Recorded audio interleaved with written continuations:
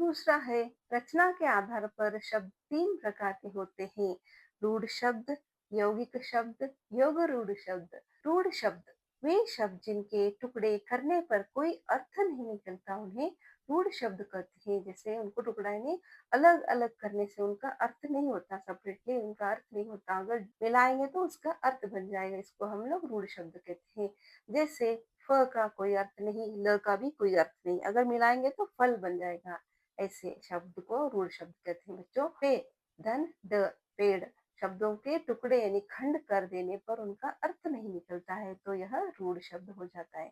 अन्य उदाहरण देखेंगे।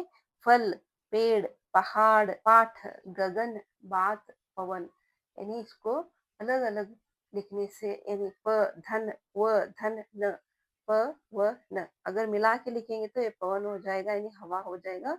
अगर अलग अलग लिखेंगे तो प का अर्थ नहीं, व का अर्थ नहीं, न का अर्थ नहीं। इस तरह से हम लोग रूढ़ शब्द को जान सकते हैं। दूसरा है यौगिक शब्द। ये शब्द हैं जो दो या दो से अधिक सार्थक शब्दों के मेल से बनते हैं और जिनका खंडन करने पर प्रत्येक टुकड़े अथवा खंड का अर्थ होता है। जैसे देखिए, एक विद्यालय को हम लोग भाग किया, खंड किया यानी टुकड़े किया तो विद्या का भी अर्थ है, आलय का भी अर्थ है, इसलिए यह यौगिक शब्द होता है। विद्यालय यानी विद्या का घर तो आलय। अन्य उदाहरण देखेंगे। हिमालय, हिम प्लस आलय हिमालय। प्रधान प्लस मंत्री प्रधानमंत्री। ईमान प्लस दार ईमानदार। सुगंध, पाठशाला, इस तरह से आते हैं। तीसरा है योग रूढ़ शब्द। वे शब्द हैं जो दो या दो से अधिक शब्दों के मेल से बनते हैं लेकिन अपने सामान्य अर्थ को छोड़कर किसी विशेष या तीसरे अर्थ के लिए रूढ़ अथवा प्रसिद्ध हो जाते हैं।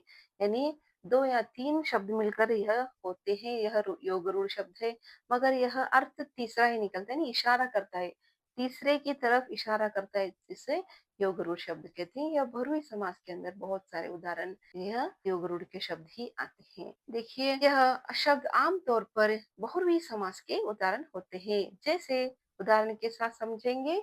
दशानन, दशानन का मतलब है 10, आनन का मतलब है मुख, 10 मुख वाला यानी रावण की तरफ इशारा कर रहा है। नीलकंठ उदाहरण के लिए गजानन, चक्रपाणी, जलज, लंबोदर।